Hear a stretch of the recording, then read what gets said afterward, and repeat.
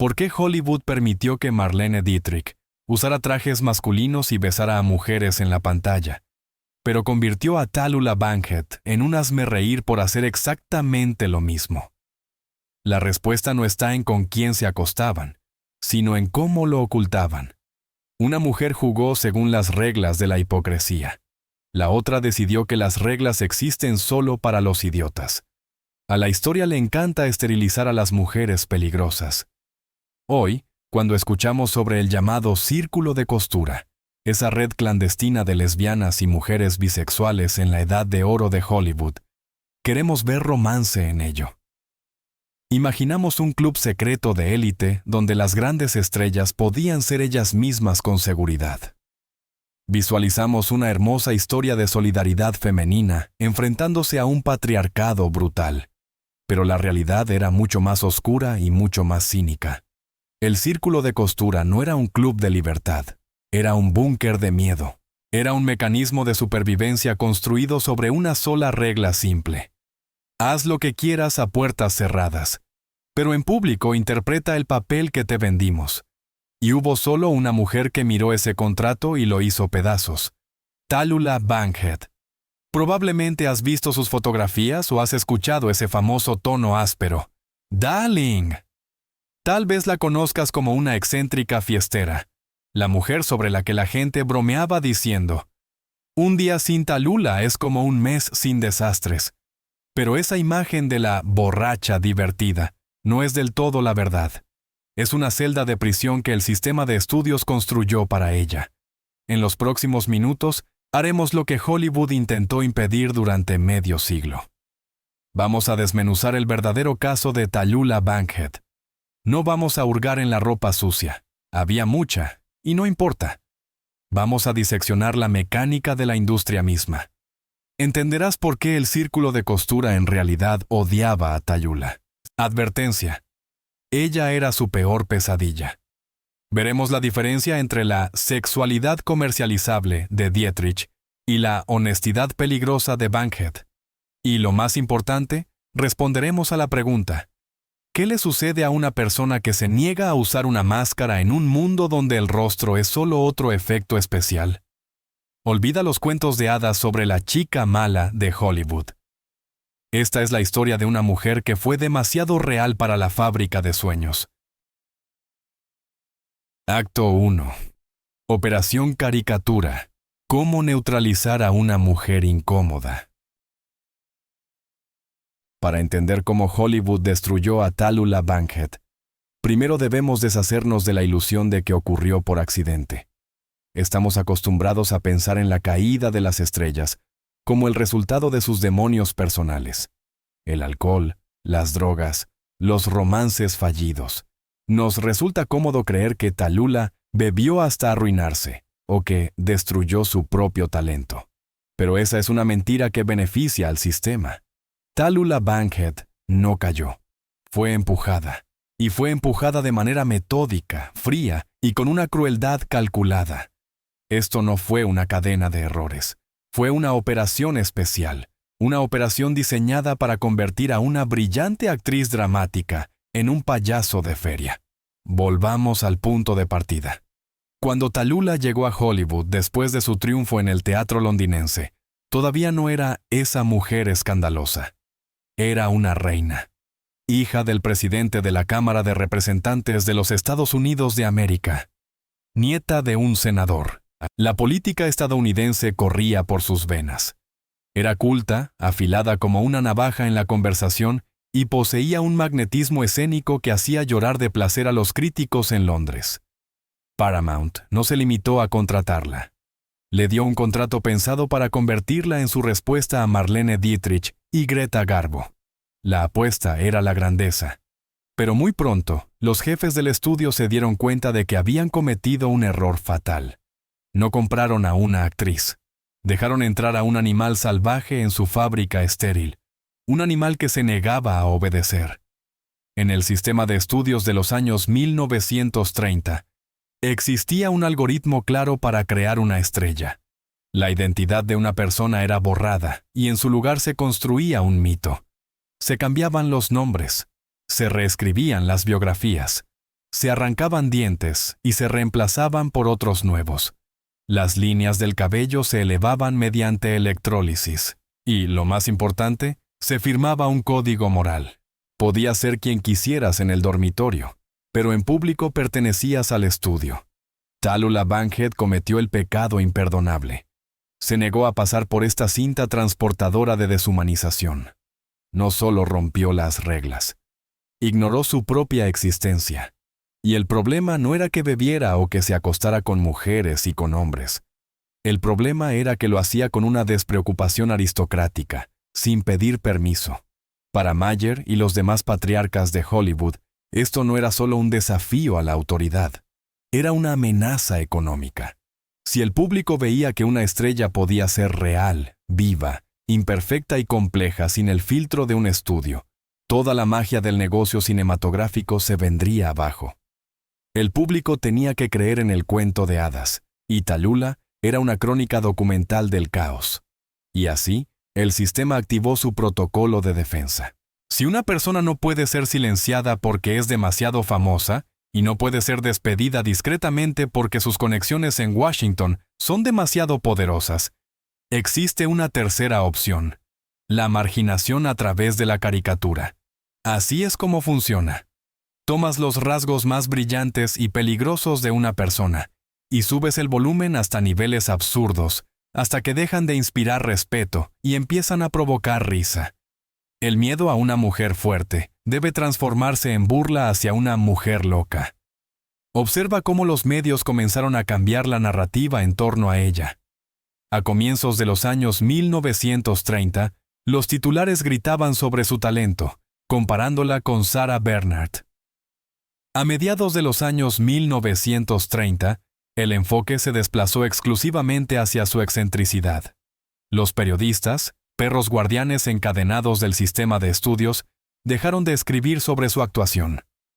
Comenzaron a escribir sobre sus excentricidades. El famoso darling, la manera en que se dirigía a todo el mundo, se convirtió en el primer clavo en el ataúd de su carrera seria.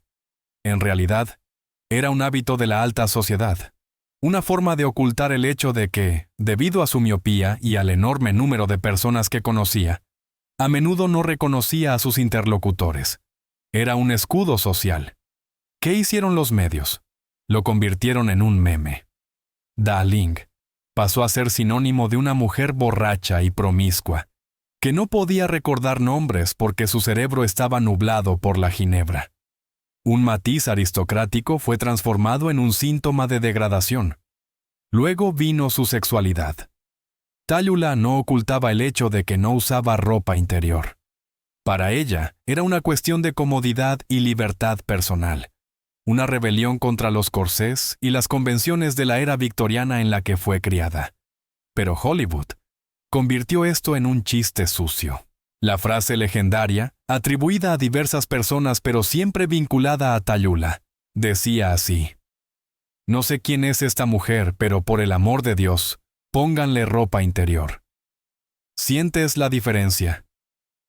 Marlene Dietrich con un traje masculino era misteriosa y estilosa. Tallulah sin ropa interior era vulgar y sucia. Y sin embargo, en esencia, ambas mujeres estaban desafiando las normas de género. Pero Dietrich permitió que la empaquetaran como un fetiche. Tallulah, en cambio, era aterradoramente física. Los estudios comenzaron a sabotear su carrera cinematográfica. Esta fue la parte más cínica de la operación. Al ver que no podían controlarla, dejaron de darle papeles que requirieran profundidad. La eligieron para películas que explotaban su imagen escandalosa en lugar de su rango actoral. Le ofrecieron papeles de mujeres caídas, histéricas, damas de sociedad con destinos trágicos.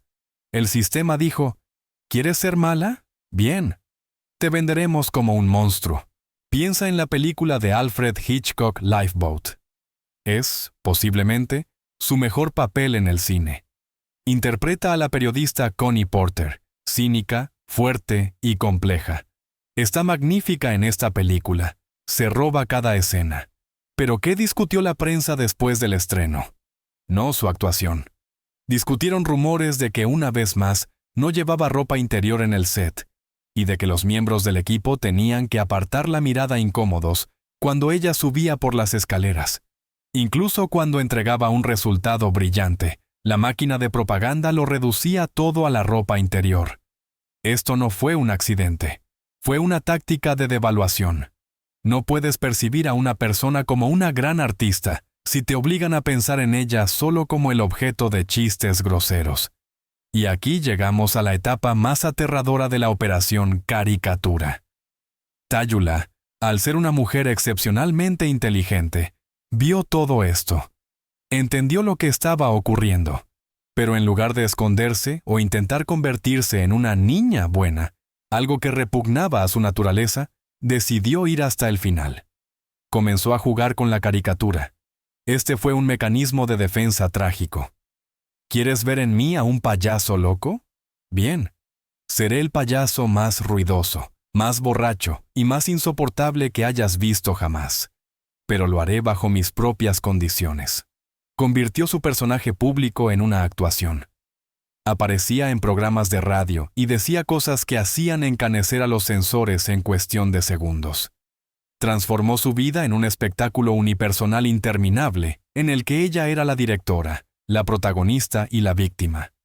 Comenzó a vender sus vicios, porque entendía que en esta ciudad la honestidad no se compraba, pero el escándalo se pagaba muy bien.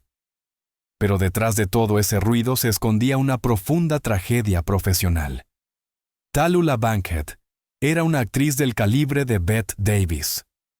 Tenía el mismo nervio, la misma fuerza, pero Davis, con todo su carácter difícil, jugó según las reglas de la industria. Peleó por papeles, pero no peleó contra el sistema de hipocresía en sí.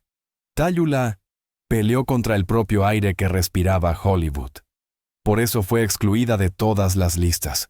Nunca entró en el panteón de las grandes divas del cine, y quedó en la historia como la de la voz áspera.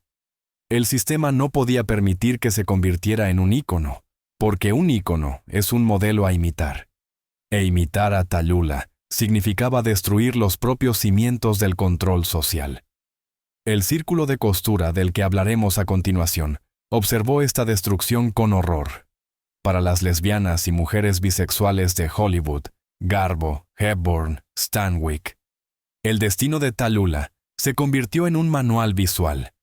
Mira lo que pasará si abres la boca. Mira cómo te embarrarán, incluso si eres un genio. Talulah se convirtió en un espantapájaros en el jardín de la moral hollywoodense. Su destrucción fue una señal para todos los demás.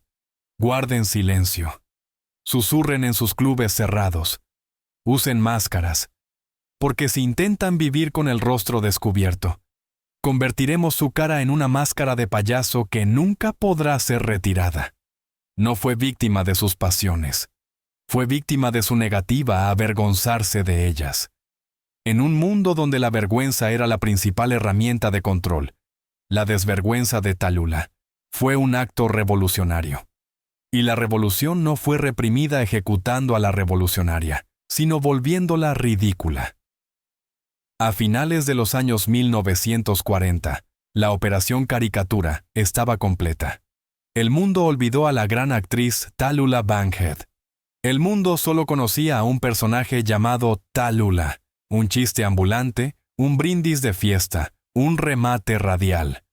Una mujer que podría haber interpretado a Hamlet terminó interpretando una parodia de sí misma en programas de entrevistas de baja calidad, pero bajo las capas de maquillaje y la fanfarronería alcohólica, bajo la risa estruendosa que hacía temblar los vasos, había una verdad que aterrorizaba al círculo de costura, más de lo que jamás pudo hacerlo la policía moral.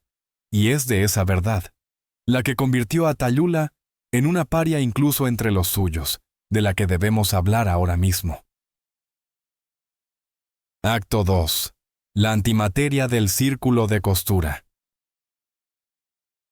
Si la primera parte de nuestra historia trataba sobre cómo la máquina patriarcal de Hollywood neutralizó a Talulah Bankhead, entonces la segunda parte es mucho más compleja y mucho más incómoda. No trata sobre enemigos, sino sobre quienes, en teoría, deberían haber sido sus aliados. Estamos entrando en el territorio del círculo de costura, la comunidad secreta que, según el mito moderno, debía recibir a Tayula como a su reina. Pero la realidad destroza ese mito a martillazos. Para el círculo de costura, Tallulah Bankhead no era un ícono, era un elemento radiactivo, era antimateria para su universo cuidadosamente construido. Y para comprender la profundidad de la tragedia de Tayula, debemos arrancar el brillo romántico de la propia idea del círculo de costura. Seamos honestos. El círculo de costura, un término que a menudo se atribuye a la gran Alla Nasimova, nunca fue un movimiento feminista clandestino ni un cuartel general de resistencia. Fue un mecanismo de adaptación.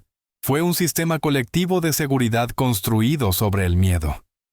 Las lesbianas y mujeres bisexuales de la Edad de Oro, desde Greta Garbo hasta Katharine Hepburn, hicieron un pacto tácito con el diablo de la industria. Los términos eran simples. Nosotras te damos talento y ganancias de taquilla, y tú, estudios, finges creer en nuestra heterosexualidad mientras cumplamos con el código Hays. La palabra clave aquí es cumplir.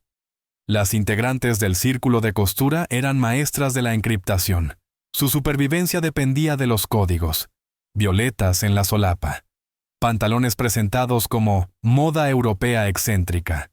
El uso de pronombres masculinos en cartas privadas. Matrimonios de Boston. Estas mujeres vivían una actuación virtuosa de la dualidad. Crearon una realidad paralela donde todo se comunicaba a través de insinuaciones, miradas y silencios. Era una zona de silencio donde una voz alta significaba la muerte de una carrera. Y en este silencio de biblioteca, donde cada sonido está amortiguado por alfombras de mentiras, irrumpe Tallulah Bankhead. Ella no solo hablaba alto, hablaba literalmente. Tallulah cometió un crimen contra la lógica misma del círculo. Se negó a usar códigos. En un mundo donde el amor por una mujer se llamaba amistad elevada, Tallulah llamaba a las cosas por su nombre, usando un vocabulario que hacía sonrojar a los estibadores. Imagina el horror de Greta Garbo, una mujer que convirtió el secreto en una religión, que construyó su carrera sobre el misterio. Quiero estar sola. Garbo sabía que su secreto era su mayor activo. Y entonces aparece Tallulah, el tipo de persona que, en una recepción de sociedad, podía soltar en voz alta un comentario sobre el cuerpo o las habilidades en la cama de alguien, sin importar quién estuviera cerca, un productor, un periodista o un agente del Buró Federal de Investigaciones. Para las integrantes del círculo de costura, Tallulah era una amenaza ambulante de exposición. Estar cerca de ella era peligroso. Era como alguien que encendía un cigarrillo en un almacén de pólvora, genuinamente incapaz de entender por qué todos a su alrededor estaban tan nerviosos. Esta era una diferencia fundamental de psicología. El círculo de costura creía en la separación. Existe el yo público y el yo privado, con un muro entre ambos. Tallulah Bankhead vivía según el concepto de la totalidad. Para ella no había muro. Era la misma en un dormitorio, en un set de filmación y en una comisaría. Y esa totalidad era insoportable para personas entrenadas para vivir en fragmentos. Veamos este conflicto a través de Marlene Dietrich. Dietrich también formaba parte de ese mundo. Ella también amaba a las mujeres. Ella también usaba pantalones. Pero Dietrich era una genia del control. Convirtió su androginia en un producto escénico. Cuando Dietrich besó a una mujer en la película Morocco, fue arte con mayúscula. Fue seguro porque estaba en cámara, dentro del guión, bajo las luces del estudio. Dietrich gestionaba su imagen con la precisión de un cirujano. Sabía dónde terminaba la actuación y dónde comenzaba la realidad. Y nunca permitió que extraños entraran detrás del escenario. Tallulah no tenía límites. Su androginia, si es que siquiera podemos llamarla así, no era estilo. Era instinto. No jugaba a ser un hombre. Simplemente reclamaba derechos masculinos para sí misma.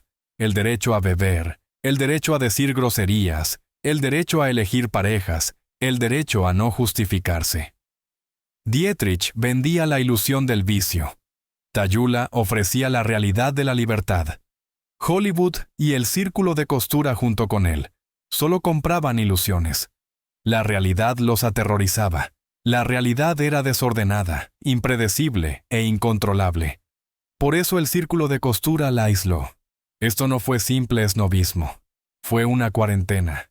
Mujeres que habían pasado años construyendo castillos de vidrio de respetabilidad miraban a Tallulah como a una vándala con una piedra en la mano.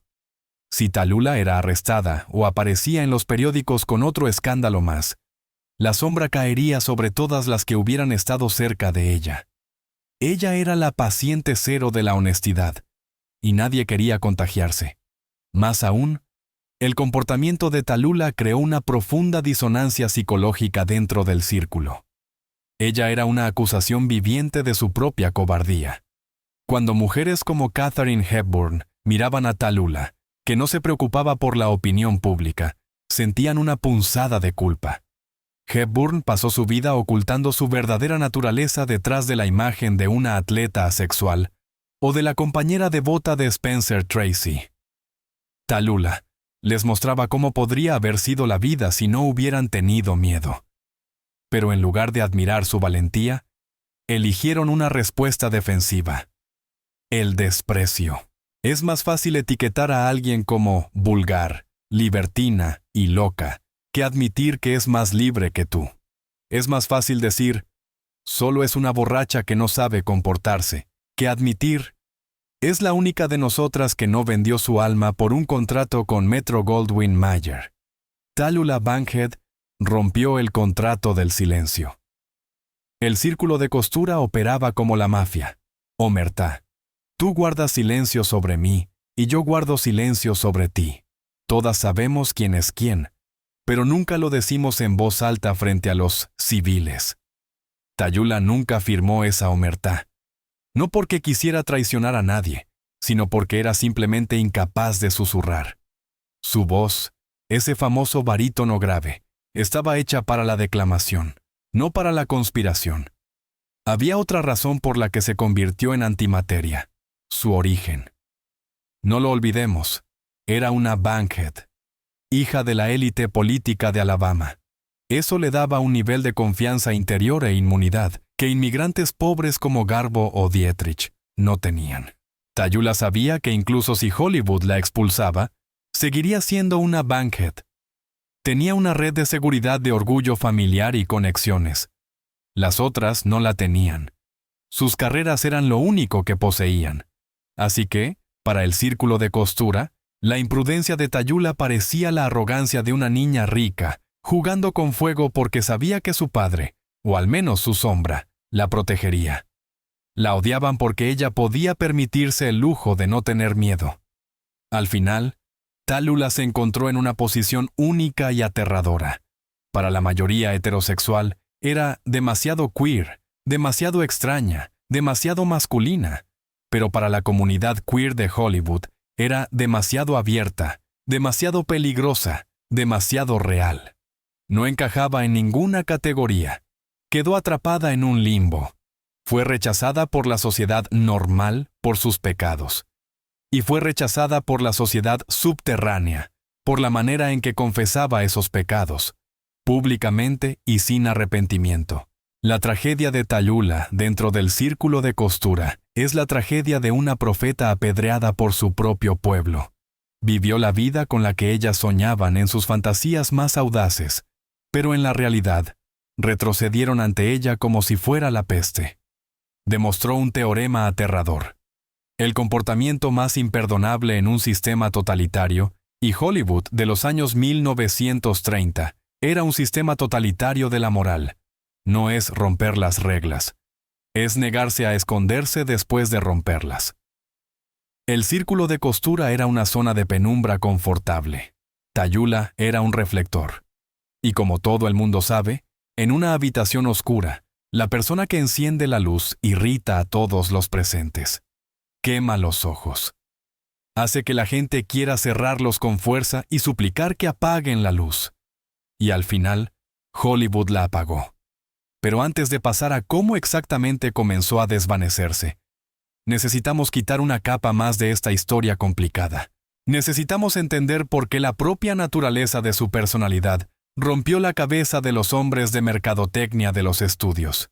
¿Por qué no podía ser vendida ni como vamp, ni como compañera, ni como uno de los chicos? Avanzamos ahora hacia la anatomía de la caja de Pandora que ella abrió. Acto 3. La caja de Pandora. ¿Por qué no podía ser clasificada? Hollywood de la Edad de Oro no era solo una fábrica de sueños. Ante todo, era un gigantesco centro de clasificación. Imagina un enorme almacén donde cada persona es un producto que debe ser empaquetado, etiquetado y colocado en el estante correcto. El sistema funcionaba a la perfección porque era binario. Una mujer en pantalla podía ser una santa. Mary Pickford, la víctima inocente, la madre. Una pecadora, Theda Bara, la vamp. La seductora que al final, o muere o se arrepiente. Más tarde aparecieron matices. Una de los chicos, como Carol Lombard. La diosa fría, como Greta Garbo. La sirena exótica, como Marlene Dietrich. Pero la regla seguía siendo inquebrantable. Un actor, un solo rol. Cuando el público compraba un boleto, debía saber exactamente qué iba a recibir.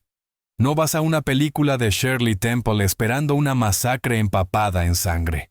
No vas a una película de Mae West esperando humildad monástica. Tallulah Bankhead se convirtió en un desastre para esta logística. Fue un fallo del sistema. Un error en la matriz del mercadotecnia de los estudios. No es que no encajara en ninguna categoría. Encarnaba rasgos mutuamente excluyentes al mismo tiempo.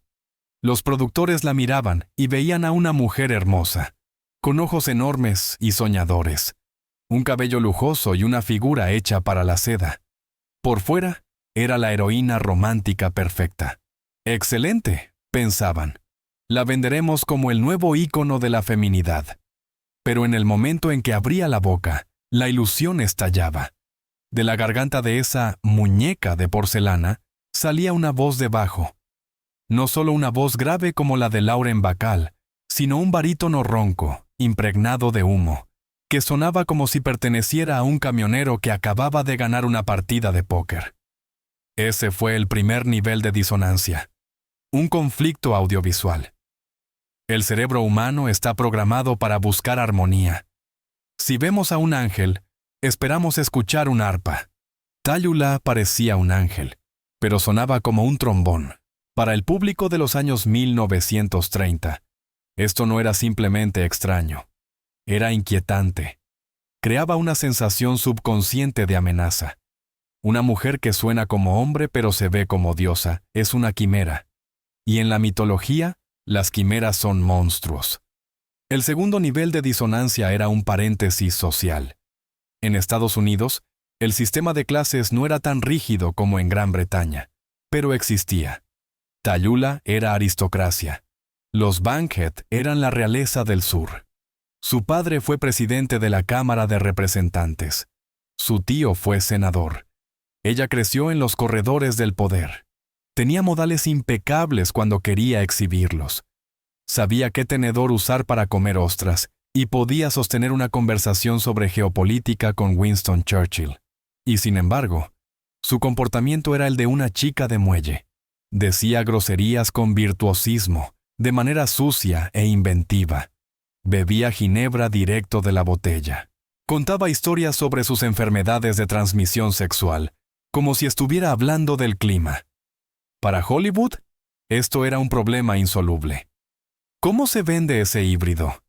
Si hubiera sido simplemente una vulgar de clase trabajadora, se la podía convertir en una actriz cómica de reparto. Si hubiera sido simplemente una dama altiva, habría interpretado reinas y duquesas.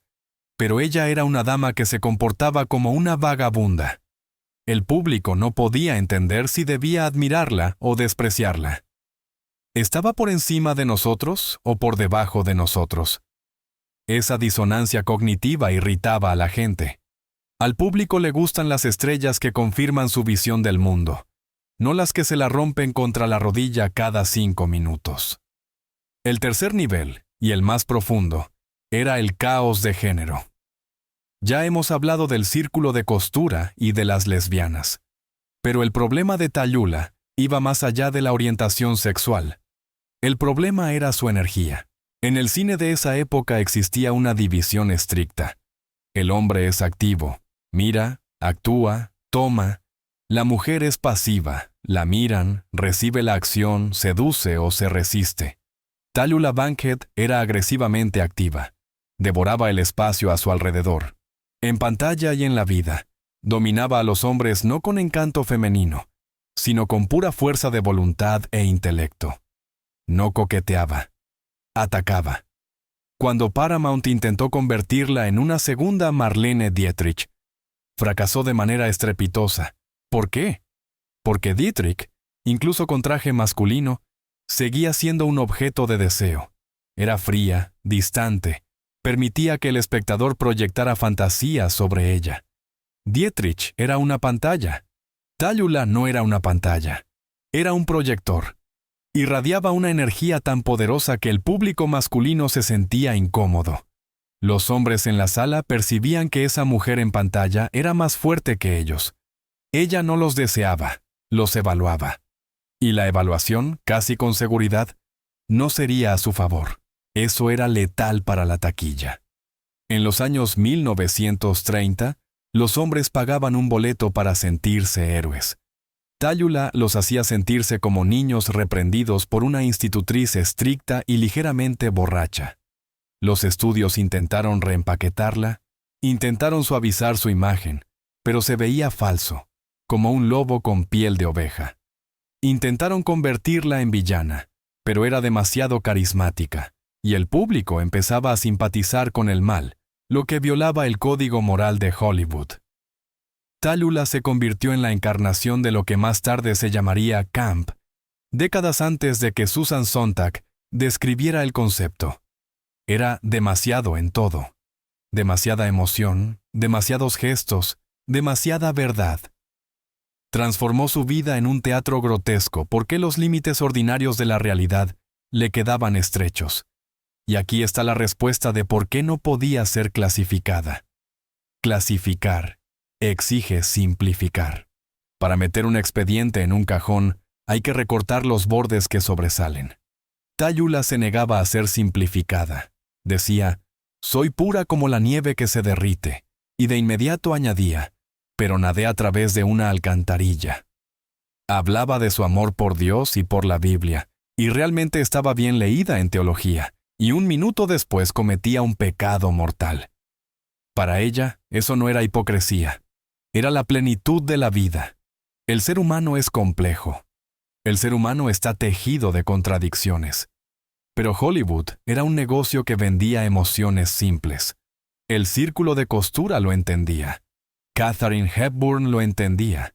En pantalla era indomable, pero al final se sometía a un hombre fuerte. Por lo general, Cary Grant o Spencer Tracy.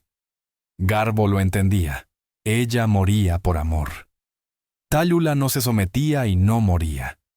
Se plantaba en medio del encuadre, soltaba su carcajada atronadora y miraba directamente a la cámara, rompiendo la cuarta pared con su sola existencia. Cuando los jefes de los estudios se enfrentaron a este fenómeno, llegaron a la única conclusión posible dentro de la lógica corporativa. El producto está defectuoso. No pensaron, tal vez nuestras categorías están obsoletas. Pensaron, esta mujer está mal. Su negativa a encajar en la caja de Pandora se convirtió en su sentencia. En mercadotecnia existe una regla. Si no puedes explicar qué es algo en 3 segundos, no puedes venderlo. A Tallulah Bankhead era imposible explicarla ni en 3 segundos, ni en 3 horas. Era una prueba de Rorschach viviente para Estados Unidos. Los puritanos veían en ella al diablo. Los intelectuales veían en ella a una genia de la ironía. La comunidad queer veía en ella un reflejo peligroso. Y los estudios veían en ella números rojos en los libros contables. Por eso, cuando decimos que a Tallulah la empujaron hacia afuera, no es del todo exacto. El sistema simplemente la escupió, como una máquina compleja escupe una pieza que no encaja ni por tamaño, ni por forma, ni por material. Ella estaba hecha de otra aleación. Y aquí llegamos a la comparación más interesante. Si Tallulah era un caos ingobernable, existía una alternativa en Hollywood.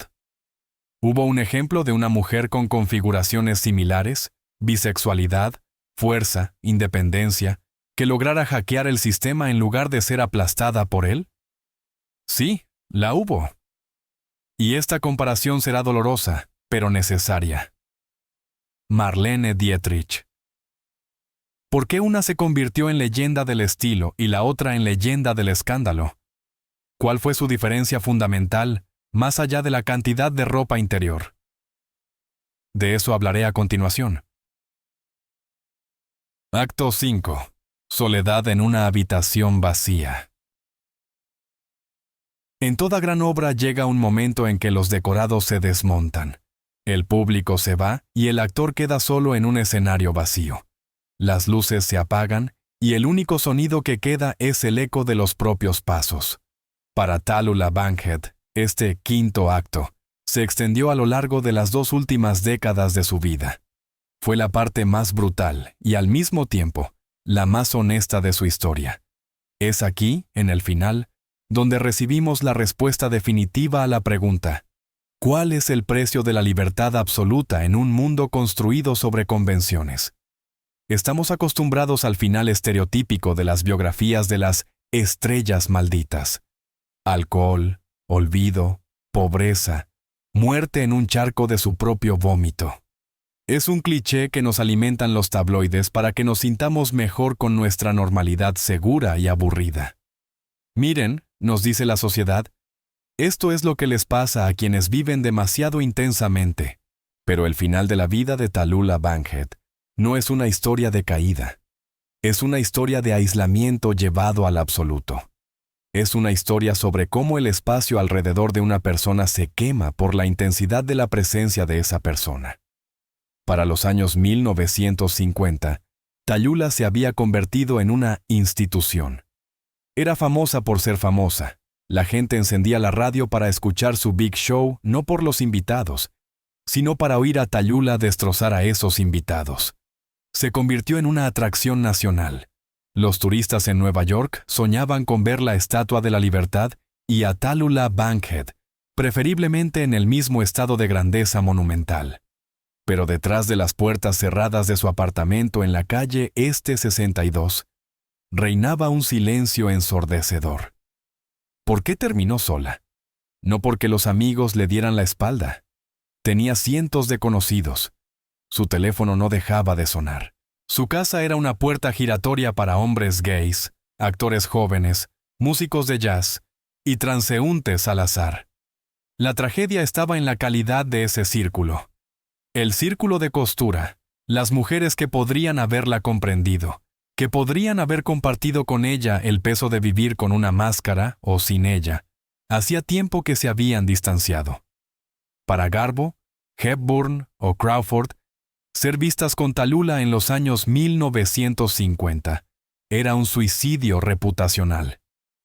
Tallulah se había vuelto demasiado grotesca, demasiado impredecible.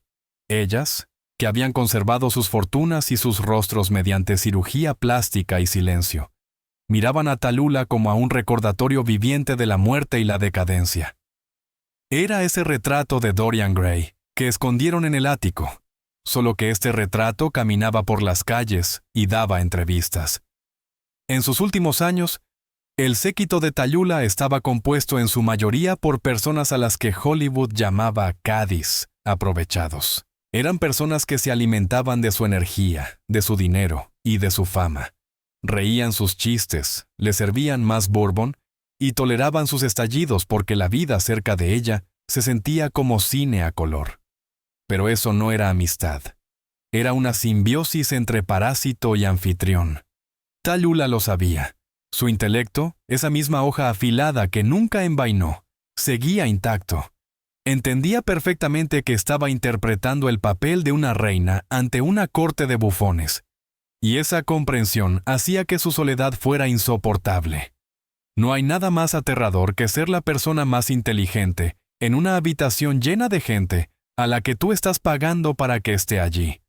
Su deterioro físico también se convirtió en un acto público.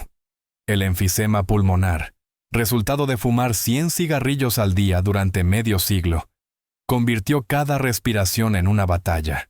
Pero incluso aquí se negó a dar lástima.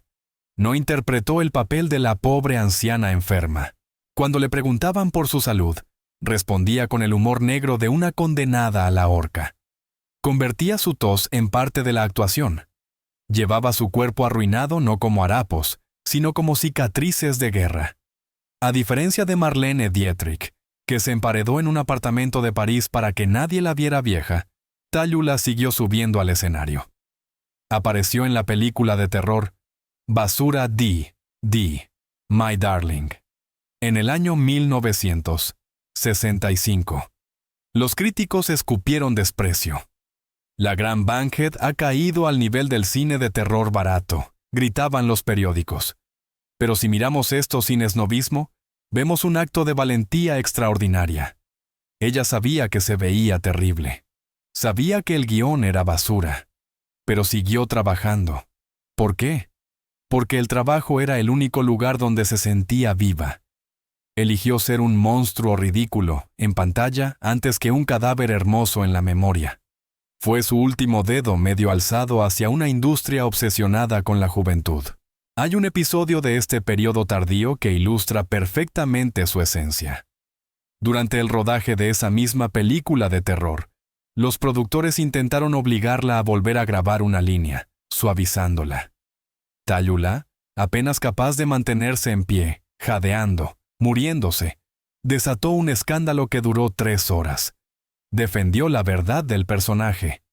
En una película sin valor que todos consideraban basura, luchó por la honestidad artística como si estuviera interpretando a Chekhov, porque para ella no existían los papeles pequeños ni el trabajo alimenticio.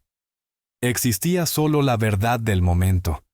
No podía trabajar a medias, ni siquiera cuando estaba al borde de la tumba. El acorde final sonó en diciembre del año 1968. Gripe asiática, complicada por enfisema. Hospital St. Luke. Las últimas palabras de las grandes personas suelen mitificarse. Nos dicen que se arrepintieron o que vieron la luz. Tállula Bankhead se mantuvo fiel a sí misma hasta el último segundo. Cuenta la leyenda que sus últimas palabras inteligibles fueron codeína, bourbon. Algunos verán en esto una confirmación de su depravación. Miren, murió exigiendo drogas y alcohol. Pero miremos más profundo. En esas palabras hay una negativa a fingir. Estaba con dolor. Tenía miedo.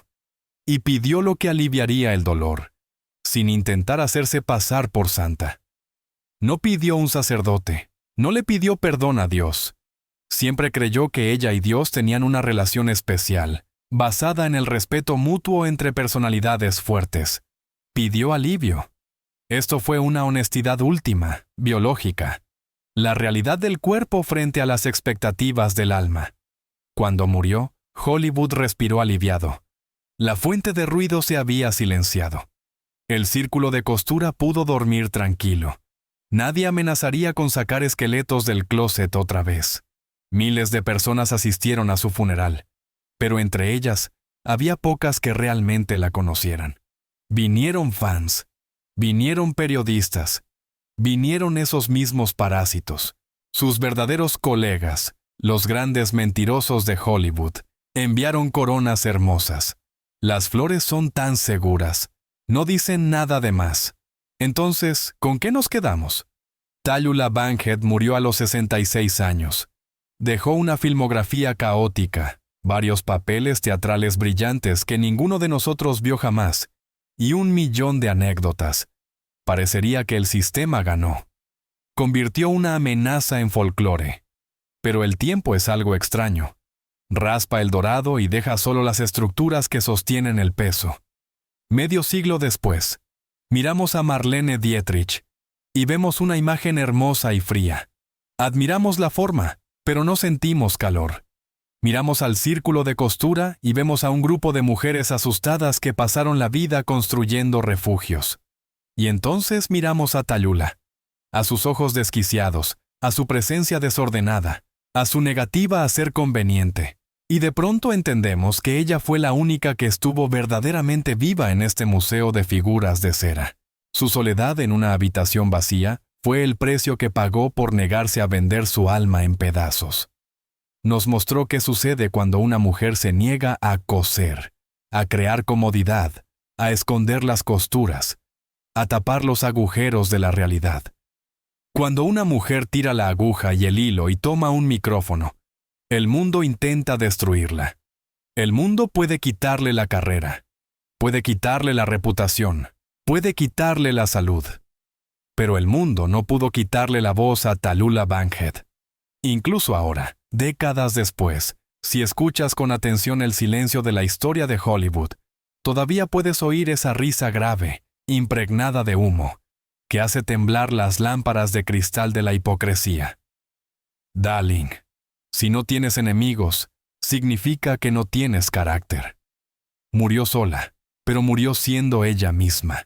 Y en una industria que comercia con los rostros de otros, esa es la mayor victoria posible. Ahora que hemos recorrido este camino, desde un comienzo deslumbrante, pasando por la picadora de carne del sistema, hasta un final silencioso pero orgulloso, solo queda sacar la conclusión. Hacer el último punto final que cambiará por completo tu comprensión de por qué esta historia fue contada en primer lugar. Comenzamos esta conversación con un mito, con un hermoso cuento de hadas sobre Tallulah Bankhead como un ícono del underground queer, el alma del círculo de costura y simplemente una mujer divertida a la que le gustaba beber. Ahora ya conoces la verdad, y esa verdad es mucho más incómoda que cualquier guión de Hollywood. Tallulah Bankhead no formaba parte del círculo. Ella era precisamente la realidad incómoda que el círculo intentó expulsar detrás de cortinas de terciopelo. En la historia del cine, desempeñó el papel del canario en la mina de carbón. ¿Sabes por qué los mineros llevaban una jaula con un pájaro bajo tierra? Si el canario dejaba de cantar y caía muerto, significaba que el aire estaba envenenado y que todos los demás debían huir. Tallulah no dejó de cantar, gritó hasta su último aliento. Pero su destino le mostró a todos los demás, Garbo, Hepburn, Stanwyck, que el aire en Hollywood estaba realmente envenenado, que el precio de la honestidad no era solo ser despedida, era ser convertida en un hazmerreír. Hoy vivimos en un mundo que, de manera inquietante, se parece mucho a aquella época. Sí, ya no tenemos el código Hays, pero tenemos la marca personal. Tenemos redes sociales donde cada uno de nosotros es su propia Metro-Goldwyn-Mayer, donde retocamos nuestras vidas nosotros mismos, filtramos nuestros pensamientos y tememos desesperadamente ser cancelados. Todos somos, de alguna manera, miembros de nuestro propio círculo de costura global, donde la regla principal es parecer exitosos, correctos y felices. Y por eso la historia de Tallulah Bankhead golpea hoy más fuerte que hace 50 años. Nos recuerda la diferencia entre reputación y carácter. La reputación es lo que los demás piensan de ti. Es un jarrón frágil que cargas toda la vida, con miedo a que se te caiga. Marlene Dietrich murió con una reputación impecable. El carácter es quien eres cuando nadie te mira, o cuando todos te miran, y no te importa. Tallulah Bankhead murió con una reputación terrible, pero con un carácter absoluto, monolítico. El círculo de costura era una forma de hacer que las mujeres guardaran silencio a cambio de seguridad. Tallulah Bankhead es el ejemplo de lo que sucede cuando una mujer se niega a coser, tira el bastidor de bordado y empieza a hablar. Sí, su vida fue caos. Sí, su final fue solitario. Pero, a diferencia de muchas de sus contemporáneas, que murieron asfixiándose dentro de los corsés de sus propias mentiras, Tallulah Bankhead murió respirando profundamente, aunque esos pulmones estuvieran destruidos por el tabaco. No dejó una escuela de actuación, no dejó una fundación. Dejó una sola pregunta, simple pero aterradora, que ahora queda suspendida en el aire frente a cada uno de nosotros. ¿Cuánto de tu verdadero yo estás dispuesto a cortar para encajar en la caja de otra persona? Tallulah respondió, Ni un solo centímetro. Y pagó por eso con todo lo que tenía. Al mirar su historia sin lentes color de rosa, comprendemos que quizá ella fue la única persona mentalmente sana en el manicomio que llamamos la Edad de Oro de Hollywood. Pero hay otra cara de esta moneda. Hemos visto qué le sucede a una mujer que grita, pero solo hemos rozado a aquellas que eligieron el silencio. Tálula fue ruido, pero el silencio mata con la misma eficacia. Simplemente no deja moretones por fuera, lo quema todo por dentro. ¿Crees que Greta Garbo o Marlene Dietrich ganaron esta batalla porque conservaron su fama? Te equivocas. Si Tálula ardió en el fuego, esas mujeres se congelaron lentamente en el hielo de su propio control. Para comprender la magnitud completa de esta tragedia, necesitas conocer la historia de Greta Garbo, una mujer que llevó el arte del círculo de costura a su límite absoluto y que, finalmente, se convirtió en su principal prisionera. ¿Por qué la mujer más deseada del planeta, a la edad de 36 años, cerró la puerta detrás de sí para siempre y pasó el siguiente medio siglo escondiéndose de la gente tras lentes oscuros? Haz clic en el siguiente video para conocer el secreto de Greta Garbo. Porque si Tálula es una explosión, entonces Garbo es un agujero negro. Y necesitas mirar dentro de ambos abismos para comprender el verdadero horror de aquella época.